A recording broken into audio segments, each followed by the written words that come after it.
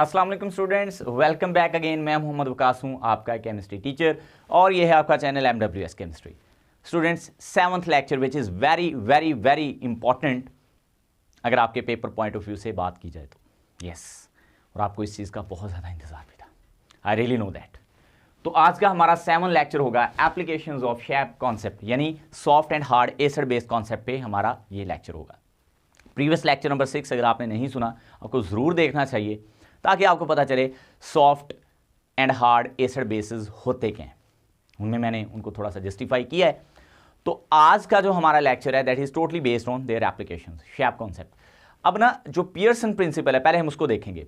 मैंने आपको previous lecture में बताया भी था, जो स्टेबिलिटी है कॉम्प्लेक्सेस की और जो एसिड बेसिस की जो स्ट्रेंथ है, उनको लिबस का कॉन्सेप्ट एक्सप्लेन नहीं करता था, जिसको पियर्सन ने फिर आगे इसका बेड़ा उठाया।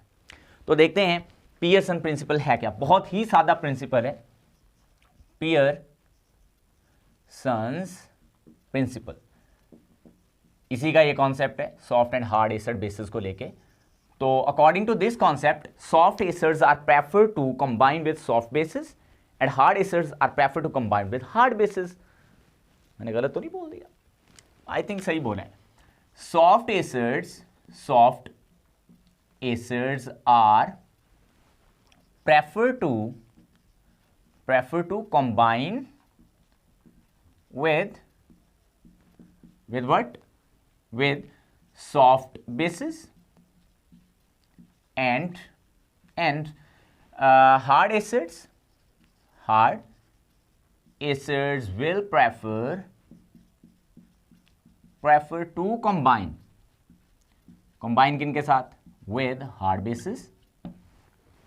नहीं जी, इतनी सी बात है। इतनी सी बात ने जो है ना प्रॉब्लम्स में डाला हुआ है हमें, लेकिन ये प्रॉब्लम को सॉल्व करने के लिए था। ठीक है जी। कॉम्प्लेक्सेस की स्टेबिलिटी को एक्सप्लेन किया, रिएक्शन रेट्स को एक्सप्लेन किया, हैलोजन एसिड्स की स्ट्रेंथ को इसने एक्सप्लेन किया, सिम्बियोसिस को एक्सप्लेन किया, है ना। These are all applications I am talking about. तो एक एक करके इनको देखते हैं। तो देखते हैं पहली हमारे पास एप्लीकेशन क्या है। Soft acids are prefer to combine with soft bases and hard acids are prefer to combine with hard bases. ये मैंने इसलिए दोबारा पढ़ा ताकि मैं अगर कोई गलती कर दी है तो उसको ठीक करूं, लेकिन आई होप के, बल्कि आई श्योर के इसमें कोई गलती नहीं है। ठीक है, अब हम इसमें पहली एप्लीकेशन पे आते हैं। The first application is stability of complexes. मैंने आपको बताया था जो सॉफ्ट एसिड एंड बेसिस की एग्जांपल्स हैं and hard acid and hard basis की एग्जांपल है, उनको याद कर लो। तो याद करने का फायदा यहां पे होने वाला है आपको। स्टेबिलिटी ऑफ कॉम्प्लेक्सेस, तो पहली एप्लीकेशन ही हमारी यही है। कॉम्प्लेक्सेस की स्टेबिलिटी को कैसे ये कॉन्सेप्ट जो पियर्सन प्रिंसिपल का शेप कॉन्सेप्ट है, कैसे एक्सप्लेन करते हैं। देखें, हमारे पास ना हम कुछ एसिड्स लेते हैं। लाइक मैं एक एसिड ले लेता हूँ Ag+, और एक एसिड मैं ले लेता हूँ, मैं ये आपके सामने एक्सप्लेन करने लगूँ। एक एसिड मैं ले लेता हूँ CH3CO+। अब बेसिस में दो ले लेता हूँ, एक मैं ले लेता हूँ F- और एक मैं ले लेता हूं I-। अब मैं क्या करूंगा, इनके नीचे लिखता हूं। देखो, ये हमारे पास है हार्ड बेस F-। अब इसको याद रखें, ये हमारे पास सॉफ्ट बेस, ये हार्ड एसिड और ये सॉफ्ट एसिड है। अब मुझे आपने बताना है अकॉर्डिंग टू पियर्सन प्रिंसिपल कौन किससे जाके मिलेगा। वो तो बच्चों की तरह हम मैचिंग करवाते होते थे, मैचिंग करवाएं। हाँ, तो मैचिंग जब हम करवाएंगे, ये इसके साथ मैच होना पसंद करेगा, यानी हार्ड एसिड हार्ड बेस के साथ प्रेफर होना पसंद करेगा, और जो सॉफ्ट एसिड है वो सॉफ्ट बेस के साथ कंबाइन होना ये पसंद करेगा। ये कहने का मतलब ये है, अगर हम कॉम्प्लेक्सेस बनाएं, लाइक ये हमारे पास एक कॉम्प्लेक्स होता है Agi2 और इसके ऊपर ओवरऑल -1 चार्ज होगा। इसी तरह हमारे पास AgF2 और इस पे भी -1। अब ये दो कॉम्प्लेक्सेस हैं, आपने बताना है दोनों में से स्टेबल कौन सा है। तो ऑफ कोर्स ये वाला हमारे पास क्या होगा, स्टेबल होगा। उसकी वजह सॉफ्ट बेस और सॉफ्ट एसिड का आपस में कॉम्बिनेशन है ना। So this will be more stable, और ये वाला क्या होगा, yes, this will be less stable. तो ये हम स्टेबिलिटी एक्सप्लेन करें। इसी तरह अब मैं आपके सामने दो और एग्जांपल, लाइक हम लिखते हैं CH3COF acetyl fluoride. I think ये एसिटाइल फ्लोराइड ही है, इसको अगर हम खोल के लिखें, और ये एसिटाइल आयोडाइड है, C डबल बॉन्ड O, हाँ जी, ठीक है, एसिड हैलाइड जो हमारे पास होते हैं। इनमें से दोनों में से ज़्यादा स्टेबल कौन सा है? हाँ जी बिल्कुल। अब कैसे, ये और ये दोनों हार्ड थे, तो फिर ये हमारा स्टेबल हुआ, मोर स्टेबल, और ये लेस स्टेबल। तो यूं स्टेबिलिटी ऑफ कॉम्प्लेक्सेस जो थी पियर्सन प्रिंसिपल के मुताबिक एक्सप्लेन करना हमारे लिए बिल्कुल आसान हो गई। एक और हम यहां पे एक और एग्जांपल आपके लिए मैं लिखता हूं। लाइक अगर मैं आपको ये बता दूं, कार्बन मोनोऑक्साइड एक सॉफ्ट बेस है, सॉफ्ट बेस है, और मैं आपसे कहूं मेरे पास दो एसिड्स हैं, एक है BH3, ये एसिड है BH3, और एक है मेरे पास BF3, दो एसिड्स हैं। एक मैं कहता हूं यहां पे सॉफ्ट है, ये मैंने ऐसे लिख दिया सॉफ्ट एसिड, और ये वाला हार्ड एसिड है। बताओ दोनों जो कार्बन मोनोऑक्साइड है, दोनों में से ज्यादा किसके साथ जाना पसंद करेगी? ये आपके लिए क्वेश्चन है, देखते हैं। कमेंट भी कर सकते हैं अगर आपको कमेंट करना पसंद है, वैसे कमेंट किया करें, ठीक है, इससे हमें एप्रिसिएशन भी मिलती है, हमें अच्छा भी लगता है, और जो चैनल है वो ग्रो भी करता है हमारा। तो ये चले, आप कमेंट कर दीजिएगा। नंबर 2, ये उम्मीद है कि ये पहली जो बात है आपके लिए वो क्लियर होगी। Prediction of reaction rates, prediction of, ये भी बहुत आसान है, ये भी Pearson principle, prediction of reaction rates, reaction kinetics की हम बात करने लगे, ठीक है। रिएक्शन काइनेटिक्स का मतलब स्पीड ऑफ रिएक्शंस को प्रिडिक्ट करना। ये भी one of the problem in Lewis concept थी कि वो स्टेबिलिटी ऑफ कॉम्प्लेक्सेस के साथ साथ जो कॉम्प्लेक्सेस के रिएक्शंस रेट होते थे, या सिंपल इस तरह के एसिड बेस रिएक्शन के रेट्स होते थे रिएक्शंस के, उनको एक्सप्लेन नहीं कर पा रहा था। तो यही वजह है, ये हमें पियर्सन प्रिंसिपल ये चीज़ें हमें बताता है। तो रिएक्शन रेट की प्रेडिक्शन हम कैसे कर सकते हैं? मैं ना एक सिंपल सी एग्जांपल जो आपकी बुक में गिवन है वही ले लेता हूँ, फिर मैं एक जनरलाइज कर दूंगा इसको। लाइक आपके पास H पॉजिटिव है, प्लस में यहाँ पे है CH3 HDOH, ठीक है। अब ये रिएक्शन होना है, यानी प्रोटॉन डोनेट होना है, तो ये क्या स्लो होगा, फास्ट होगा, कैसे होगा, इसको हम देखते हैं। अब यहां पे हमारे पास बनेगा CH3 Hg positive and plus में वाटर H2O। बेसिकली हुआ क्या है, इसका ये वाला जो पार्ट है ना, ये वाला OH नेगेटिव, ये हार्ड बेस था, हार्ड बेस था। अगर आपको एग्जांपल याद है तो फिर तो आपको पता है ये हार्ड बेस है, और ये हमारा क्या है, यस ये है हार्ड एसिड, हार्ड एसिड। तो ये रिएक्शन बहुत ज्यादा क्या होगा, यस ये होगा फास्ट। क्यों? क्योंकि ये आपस में कंबाइंड होकर जल्दी जल्दी वाटर बनाने की कोशिश करेंगे। हाँ, अगर यहां इस तरह होता, लाइक मैं इसको ऐसे लिखता हूं, H पॉजिटिव प्लस में ये हमारे पास रिएक्टेंट चेंज होता है, Hg यहां पे SH होता है, ये आम अल्कोहल है, ये थाई अल्कोहल वाला SH होता है। तो यहां पे क्या होगा, ये तो हमारे पास SH नेगेटिव है ना, ये वाला, ये हमारे पास होता है सॉफ्ट बेस, सॉफ्ट बेस, और ये हमारे पास क्या था, यस ये तो हार्ड एसिड ही है, पहले भी लिखा हुआ है, दोबारा फिर लिख देता हूँ हार्ड एसिड। तो इनका कॉम्बिनेशन तो हो जाएगा, मतलब ये आपस में रिएक्ट तो कर जाएंगे, लेकिन ये इतना अच्छा रिएक्शन नहीं होगा। क्यों नहीं होगा भाई? हाँ जी, क्योंकि जो यहाँ पे H2S बनी है ये उतनी स्टेबल प्रोडक्ट नहीं है, क्योंकि ये सॉफ्ट बेस का हार्ड एसिड के साथ कॉम्बिनेशन हो गया, तो ये वाला रिएक्शन हमारा स्लो होगा। तो यूं हम जो रिएक्शन रेट्स हैं उनकी जो है वो प्रेडिक्शन ईजिली कर पाते हैं on the behalf of this Pearson principle, and this will be the second application. Now we are moving towards third application. So third application हमारी interesting है, poisoning of metal catalyst, poisoning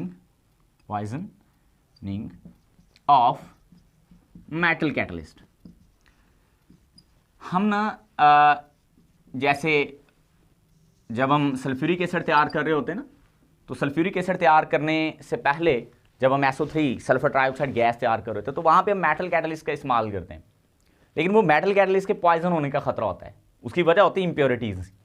अगर वो impurities screening करके हम ना निकालें ना, तो जो हमारे पास कॉन्टैक्ट का प्रोसेस होता है जिसमें हम सल्फ्यूरिक एसिड तैयार करते हैं, उसमें जो इम्प्योरिटीज़ होती हैं वो हमारी मेटल जो कि हमने एज ए कैटलिस्ट इस्तेमाल की होती है उसके साथ मिलके बेड़ा गर्क कर देती पूरे रिएक्शन का, मतलब रिएक्शन को स्पीड अप करने की बजाय उसको स्लो डाउन कर देती हैं। एंड द रीज़न इज़, वो हमें पता चलती है पियर्सन प्रिंसिपल के मुताबिक। कैसे? लाइक आपने जो मेटल कैटलिस्ट डाली, लेट्स सपोज रिएक्शन के अंदर वो आपने डाली प्लैटिनम और प्लैडियम, ये दोनों प्लैडियम PD, ये दोनों ना सॉफ्ट एसिड्स हैं, सॉफ्ट एसिड्स, और इनको आपने एज कैटलिस्ट इस्तेमाल किया। ठीक है जी, ये दो मेटल्स हैं, प्लैटिनम और प्लैडियम, दोनों में से कोई एक मेटल आपने एज ए कैटलिस्ट इस्तेमाल की है जो कि दोनों सॉफ्ट एसिड्स का काम करें। अब अगर तो आपके रिएक्शन मिक्सचर में इंप्योरिटीज सॉफ्ट बेसिस हुई, like phosphorus, like arsenic, like selenium, EDC, these are soft bases, soft bases, ये अगर एज ए इंप्योरिटीज मौजूद होंगी तो हमारा रिएक्शन जो होगा वो पॉइजन हो जाएगा, कैटलिस्ट पॉइजन हो जाएगा। तो रिएक्शन स्पीड अप होने के बजाय स्लो डाउन होना शुरू हो जाएगा। तो हम सोच रहे होते हैं कि यार हमने तो कैटलिस्ट डाला है, लेकिन कैटलिस्ट ने रिएक्शन को तो बूस्ट करना था, लेकिन रिएक्शन तो उल्टा स्लो हो गया। तो वजह ये होती है जो हमारी ये मेटल कैटलिस्ट होती हैं वो अंदर इंप्योरिटीज के साथ पैचअप मिलना शुरू कर देती हैं और कोई नई चीज़ बनाना शुरू कर देती है। असल जो उनका कैटालिटिक एक्टिविटी वो डाउन हो जाती है, वो ख़त्म हो जाती है, कम हो जाती है। समझ आई? तो अगर हमारे पास हार्ड इंप्योरिटीज़ होंगी, ये तो सॉफ्ट बेसिस थी ना, अगर इंप्योरिटीज़ नाइट्रोजन होती, ऑक्सीजन होती, इस तरह की, ये हार्ड बेसिस हैं, हार्ड बेसिस, तो फिर इनको अगर ना भी हम रिमूव करें ना, अगर ये थोड़ी बहुत हों भी रिएक्शन मिक्सर में और इस तरह की हम मेटल कैटलिस्ट को डाल दें तो इतना ज़्यादा हमें प्रॉब्लम नहीं होने वाला। तो आई रियली होप ये पॉइजनिंग ऑफ मेटल कैटलिस्ट भी आपको क्लियरली समझ आई होगी। So these are 3 applications, now we are moving towards our other applications. इतने का आप स्क्रीनशॉट ले लें। सर जी आई थिंक ले लिया होगा स्क्रीनशॉट जी। अब हम 4th एप्लीकेशन पे आते हैं। 4th एप्लीकेशन भी बहुत इंटरेस्टिंग है, ये है बायोलॉजिकल एप्लीकेशन। ठीक है, ये कैसे? देखो, रेस्पिरेशन में हम ऑक्सीजन इनहेल करते हैं और कार्बन डाइऑक्साइड जो है वो हम एक्सहेल करते हैं, ये आप सबको पता है। और जो ऑक्सीजन होती है ये हीमोग्लोबिन में जो आयरन होती है उसके साथ जाके बाइंड होती है। अब बेसिकली जो आयरन होती है ना, ये बॉर्डर लाइन केस में आती है, मैं आपको बता भी चुका हूं। देखो, आयरन जो हमारे पास Fe+2 होती है ना, this is border line case. कैसे? मैं बताता हूं। बॉर्डर लाइन केस, ये हमारे पास बॉर्डर लाइन केस है, यानी ये सॉफ्ट एसिड्स में भी आती है और हार्ड एसिड्स में भी आती है, दोनों का काम करती है। अब जो ऑक्सीजन है वो इसके साथ बाइंड होती रहती है हीमोग्लोबिन के अंदर। तो ये तो बड़ा परफेक्ट हमारे पास एक, आप समझ लें, बायोलॉजिकल रिएक्शन है। ठीक है जी। तो इसके नतीजे में कार्बन डाइऑक्साइड जो है वो निकलती रहती है, एक्सहेल होती रहती है। लेकिन अगर गलती से कार्बन मोनोऑक्साइड आ जाए, अब कार्बन मोनोऑक्साइड क्या है? यस, ये है सॉफ्ट बेस। अब कार्बन मोनोऑक्साइड यूं समझ लो एक साइलेंट किलर है, क्योंकि इसकी स्मेल नहीं होती, जो इसको इनहेल कर रहे होते हैं ना, तो फिर इसका पता भी नहीं चलता, हम इसको इनहेल करते जा रहे होते हैं। अब ये सॉफ्ट बेस होने की वजह से आयरन के साथ जो हीमोग्लोबिन के अंदर जो आयरन होती है उसके साथ बाइंड होना शुरू हो जाती है, और इसकी बाइंडिंग एबिलिटी ऑक्सीजन से ज़्यादा होती है। ये ऑक्सीजन से ज़्यादा बाइंड होने की कोशिश करती है हीमोग्लोबिन में आयरन के साथ, और ये कर भी जाती है। और इसकी वजह ये होती ये सॉफ्ट बेस है एज कंपेयर टू ऑक्सीजन, वो हार्ड बेस होती है as compare to this carbon monoxide. तो इसके लिए इलेक्ट्रॉन देना ज़्यादा आसान होता है टू दी आयरन। तो ये ऑक्सीजन को रिप्लेस करके उसके साथ बाइंड होके हीमोग्लोबिन में अंदर क्लॉटिंग शुरू कर देती, जिससे रेस्पिरेशन में प्रॉब्लम होती और डेथ काज कर सकती है वाली चीज़। तो ये हमारे पास थी इसकी बायोलॉजिकल एप्लीकेशन, और उम्मीद है कि ये बात आपको समझ आई होगी, है ना, क्योंकि ये आपस में दोनों अच्छे से बाइंड हो जाती हैं। आप यूं समझ लो, यहां बॉर्डर लाइन केस में ये सॉफ्ट एसिड का काम करती है। क्लियर? तो ये थी हमारे पास क्या? Yes, biological application. नेक्स्ट हम मूव करते हैं 5वीं। ये हमारे पास ये भी बायोलॉजी से रिलेटेड ही टर्म है, सिम्बियोसिस। सिम्बियोसिस हम उन दो ऑर्गेनिजम्स के लिए यूज करते हैं जो एक दूसरे को हेल्प आउट कर रहे होते हैं, यानी एक दूसरे की हेल्प करते हैं, सिम्बियोसिस। ठीक है, यहां पे हम यही इसको बायोलॉजिकल टर्म में लेंगे, क्योंकि बायोलॉजी का तो मुझे ज़्यादा नहीं पता। बहरहाल यहां मैं आपको एक एग्जाम्पल के साथ ये समझाने की कोशिश करता हूं। लाइक हमारे पास ना एक कंपाउंड है BH3F नेगेटिव, एक आयन है, और एक हमारे पास है BF3H नेगेटिव। अब देखो, एक तो वैसे भी यहां पे हमें ना थोड़ा सा अनसिमेट्रिकल चीजें नजर आ रही हैं, एसिमेट्रिक चीजें। ये कैसे होना ये चाहिए? इसके साथ एक और हाइड्रोजन हो, और इसके साथ क्या होना चाहिए? ये हाइड्रोजन ना हो बल्कि इसकी जगह फ्लोरीन हो। एक तो ये हमारे पास लॉजिक है। दूसरी लॉजिक ये है, मैं वो आपको समझाता हूं। देखो, अकॉर्डिंग टू पियर्सन प्रिंसिपल। जो हमारे पास BH3 है ना, ये मैं पहले भी डिस्कस कर चुका हूँ, और BF3, इनमें क्या फ़र्क है। दूसरी तरफ हमारे पास है F नेगेटिव, ये F नेगेटिव है, और है H नेगेटिव। यही चीज़ें यहाँ पे आपको नज़र आ रही हैं, यानी BH3 नज़र आ रही है, BF3 नज़र आ रही है, और F नेगेटिव और H नेगेटिव नज़र आ रही हैं, ये दोनों मैंने लिख दी। अब ये जो चीज़ है ना हमारे पास, this one is the soft acid BH3, और ये है हार्ड एसिड, सॉरी BF3, क्या ये हार्ड एसिड है। और इधर अगर हम नीचे बात करें, this one is hard base, hard base, और ये चीज हमारे पास क्या है, यस सॉफ्ट बेस। अब होना क्या चाहिए, हाँ जल्दी जल्दी बताएं, शाबाश, एग्जैक्टली आप सही सोच रहे हो। बेसिकली इसको इसके साथ होना चाहिए, सॉफ्ट एसिड को सॉफ्ट बेस के साथ, और इसको होना चाहिए इसके साथ। तो होगा क्या, अगर ये दोनों चीजें रिएक्शन मिक्सर में इकट्ठी होंगी, इकट्ठी हैं, सपोज करो ये रिएक्शन मिक्सर में इकट्ठी पड़ी हैं, तो होगा ये तबादला कर लेंगे, यानी ये इसको कहेगी कि भाईजान तुम मेरा हाइड्रोजन मुझे वापस करो और अपना जो फ्लोरीन है वो मुझसे ले लो। ये इसी में हमारे दोनों का फायदा है, and this is called symbiosis. तो यहां पे बनेगा हमारे पास BH4 नेगेटिव, और ये सिमेट्री भी आ गई है, चारों हाइड्रोजन हो गए पूरे, और ये हो गया BF4 नेगेटिव। तो ये था हमारे पास, इस तरह की चीज को हम सिम्बियोसिस कहते हैं। इसकी एक और एग्जांपल मेरे जहन में आ रही है, मैं वो भी आपके सामने कर देता हूं। लाइक अगर हमारे पास इस तरह होता CH क्या होता, चलो CHF3 कर लेते हैं, प्लस में यहां पे होता CH3F, तो यहां पे भी कुछ ऐसी ही कंडीशन अगेन बन रही है ना। क्या बन रही है, अगर हम ऐसे करें, इसको CH4 कर दें और प्लस में CF4 कर दें, तो देखो जो ये कार्बन था, बल्कि चलो ये कार्बन, इसके साथ एक हाइड्रोजन आना चाहिए, तो वो इसने इसे ले लिया, तो CH4 बन गया। और ये जो हमारे पास CF3 है, इसके साथ एक हाइड्रोजन था, ये इसकी जगह अगर F आ जाए तो ये CF4 बन जाएगा। तो ये भी एक सिम्बियोसिस की एग्जांपल है।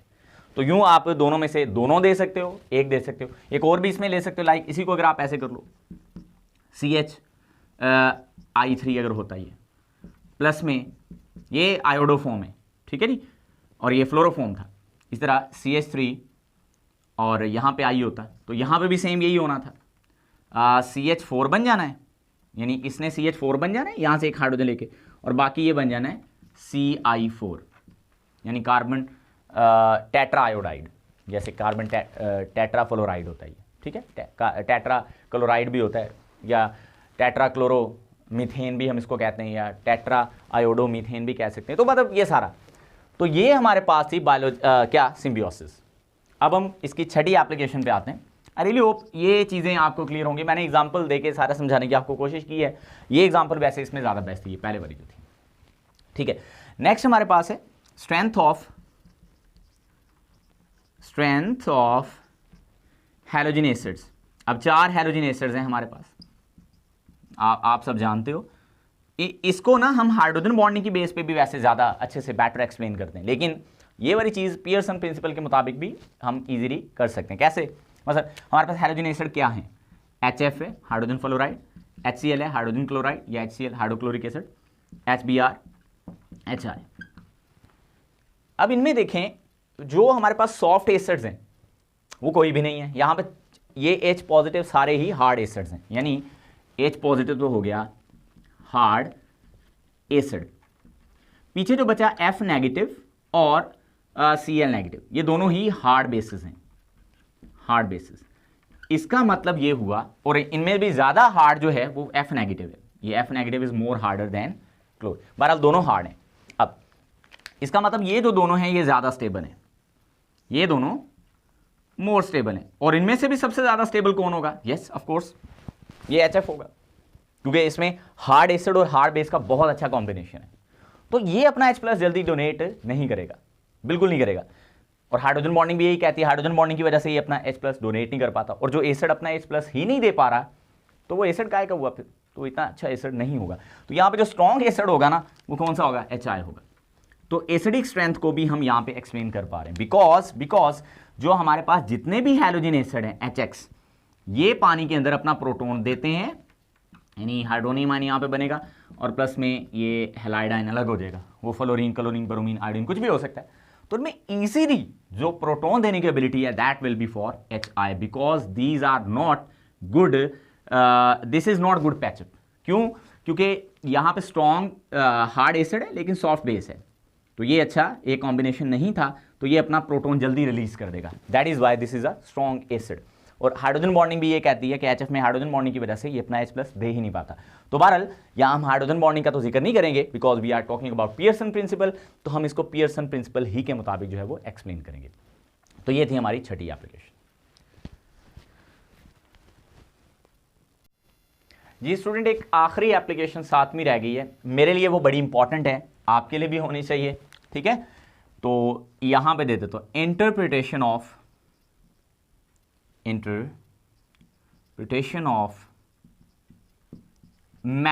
बॉन्ड,